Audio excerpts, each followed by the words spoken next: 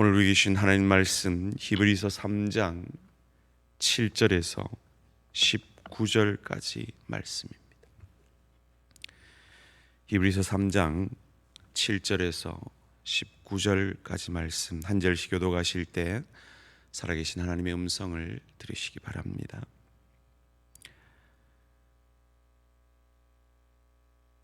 히브리서 3장 7절에서 19절입니다. 그러므로 성령이 이르신 바와 같이 오늘 너희가 그의 음성을 듣거든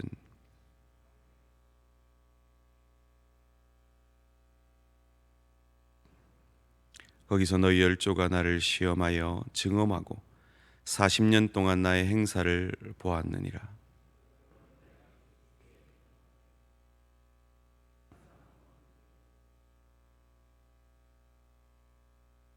내가 노하여 맹세한 바와 같이 그들은 내 안식에 들어오지 못하리라 하였다 하였느니라.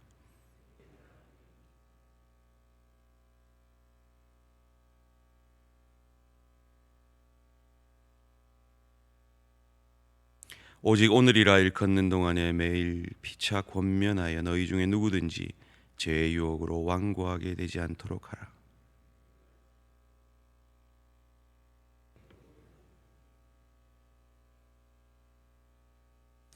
성경에 일렀으되 오늘 너희가 그의 음성을 듣거든 경노하시게 하던 것 같이 너희 마음을 완고하게 하지 말라 하였으니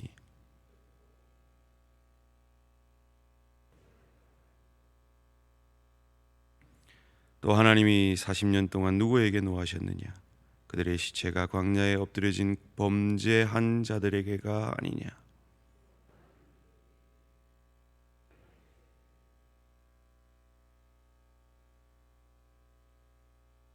함께 읽습니다. 이로보건대 그들이 믿지 아니함으로 능히 들어가지 못한 것이라. 아멘. 히브리서를 묵상할 때는 히브리서의 첫 수신자의 상황을 늘 생각하셔야 한다 말씀드렸습니다. 그들은 예수님께서 그들의 시대에 오실 것을 기대하였지만 그 신앙의 기대가 채워지지 않고 현실적으로는 유대교로부터, 유대교의 부모로부터, 형제로부터, 친지로부터, 그리고 직장에서도 일터에서도 쫓겨나고 박해받는 현실적으로 참 어려움 가운데 있는 그 현실만 생각할 때는 배도의 유혹을 받을 수밖에 없는 그 현실 속에 있었다라는 것입니다.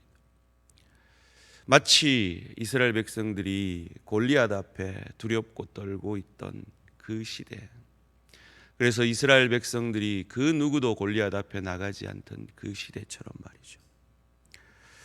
영어로 이런 말이 있습니다.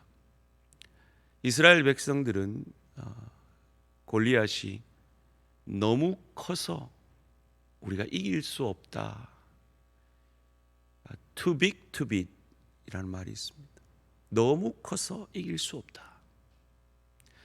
현실을 바라볼 때는 그들은 그런 마음을 가질 수밖에 없습니다. 그런데 다윗의 눈에는 다르게 보였다는 겁니다. 너무 커서 내 물맷돌이 빗나갈 수 없다. Too big to miss. 이것이 믿음입니다. 현실을 보지 아니하고 현실 너머에 일하시는 하나님을 바라보는 것, 그것이 믿음입니다. 근데 이 믿음을 방해하는 것이 우리의 마음의 완악함입니다. 그것을 오늘 8절 13절에서 이렇게 말합니다. 광야에서 시험하던 날에 거역하던 것 같이 너희 마음을 완고하게 하지 말라. 13절에도 이렇게 말합니다. 오직 오늘이라 일컫는 동안에 매일 피차 권면하여 너희 중에 누구든지 죄 유혹으로 완고하게 되지 않도록 하라. 영어 성경에 보니까 harden이라고 표현합니다. 마음이 단단해지는 겁니다. 왜 마음이 단단해졌을까요?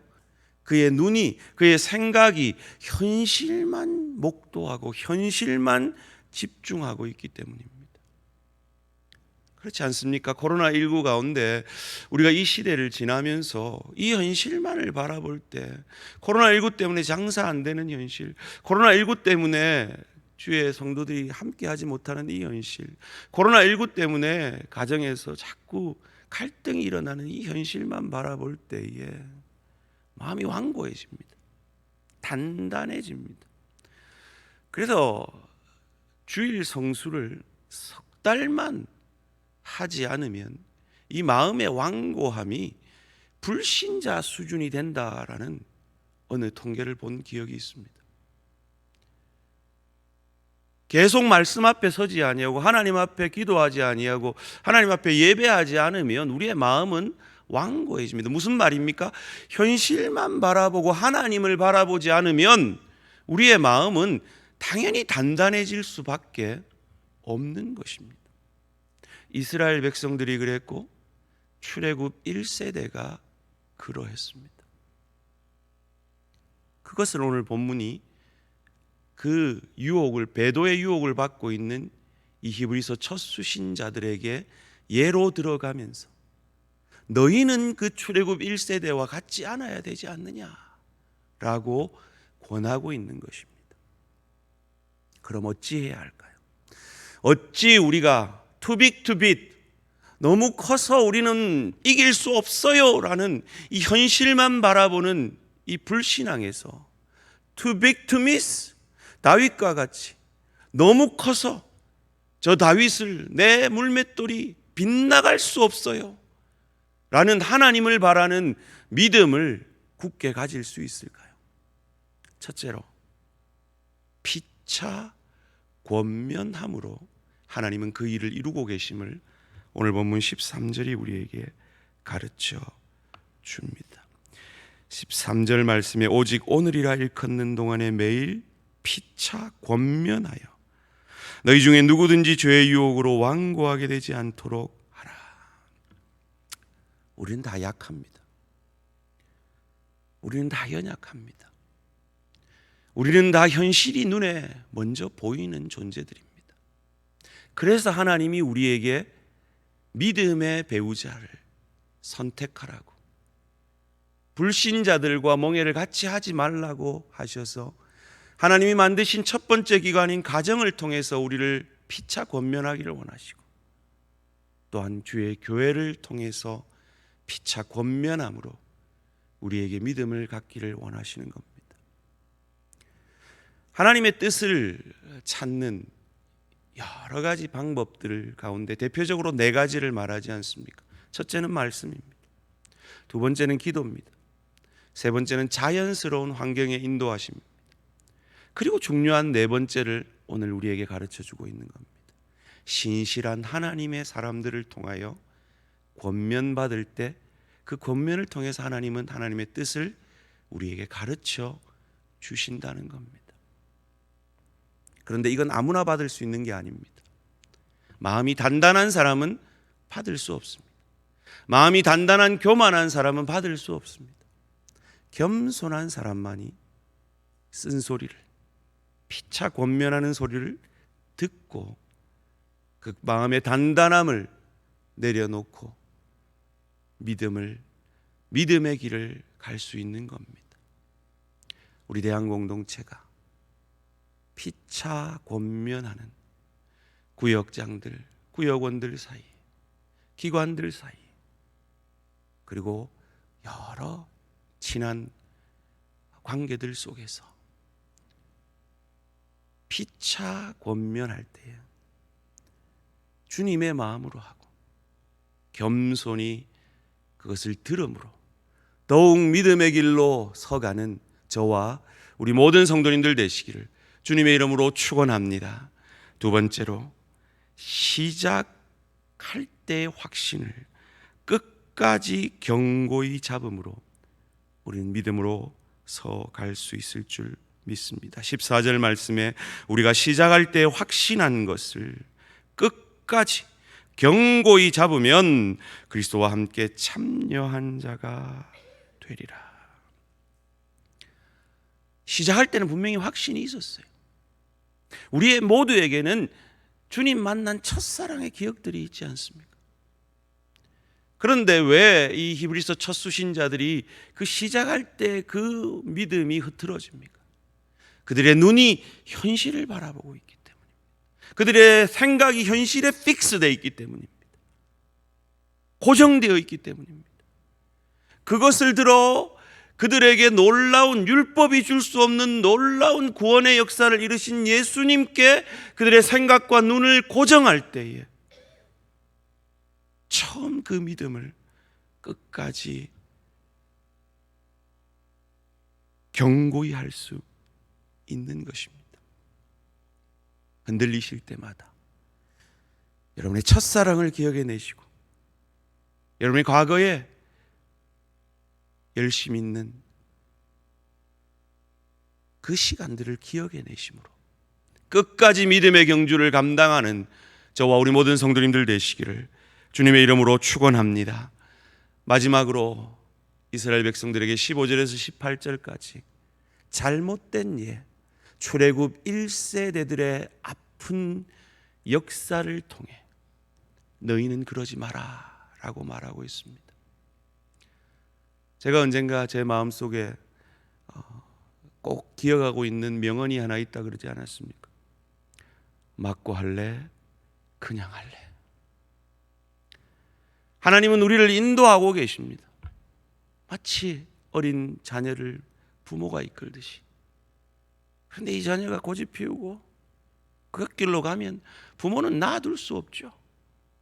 돌이키게 합니다. 어떤 수단과 방법을 들어서라도 말이죠.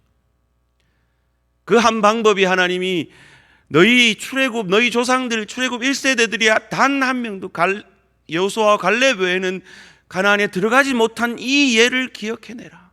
끝까지 감당해내지 않으면 너희도 그럴 수 있다. 여러분 주변에 불신앙의 길을 가는 분들, 혹은 교회 안에 갈등 때문에 견디지 못하고 교회를 나간 분들의 방황하는 것들을 보지 않습니까? 그 갈등을 주신 이유는 우리를 빚으심에 하나님의 축복의 수단인데 그것을 놓쳐버리고 그것을 외면하면 방황하게 된다는 겁니다. 어려움이 있습니다.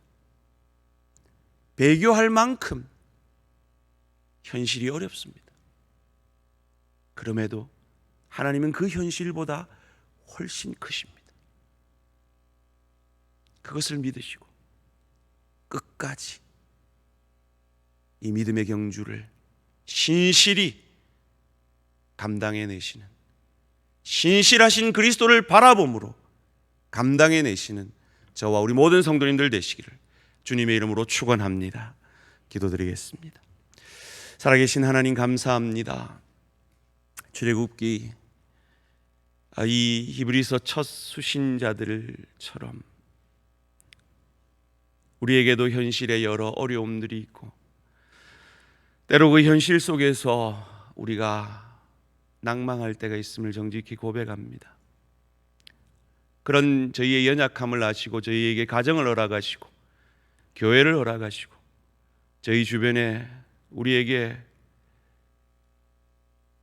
권면할 수 있는 귀한 지체를 허락하여 주시니 감사 찬양 영광을 돌려드립니다. 그 권면을 겸손히 받을 수 있는 겸손한 마음을 늘 갖게 하시고 그 권면을 통하여서 하나님의 뜻대로 인도함 받는 우리 대한 공동체 되어질 수 있도록 복 내려 주시옵소서.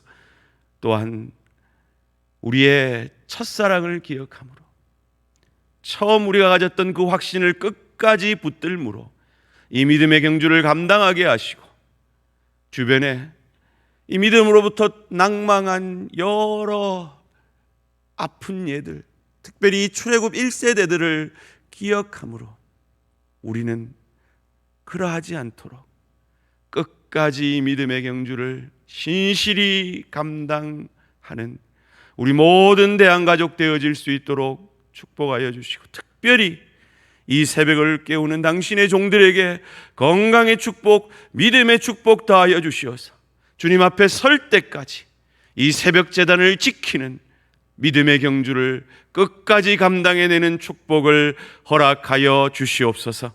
감사드리오며 이 모든 말씀 주 예수 그리스도 이름으로 기도합니다. 아멘. 하늘에 계신 우리 아버지여, 이름이 거룩히 여김을 받으시오며 나라가 임하시오며 뜻이 하늘에서 이루어진 것 같이 땅에서도 이루어지이다. 오늘 우리에게 일용할 양식을 주시옵고 우리가 우리에게 죄 지은 자를 사하여 준 것 같이 우리 죄를 사하여 주시옵고 우리를 시험에 들게 하지 마시옵고 다만 악에서 구하시옵소서.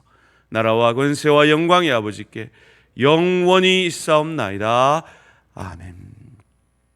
계속해서 두 주 앞으로 다가온 부흥회를 위해서 더 간절히 기도해 주시기를 바랍니다.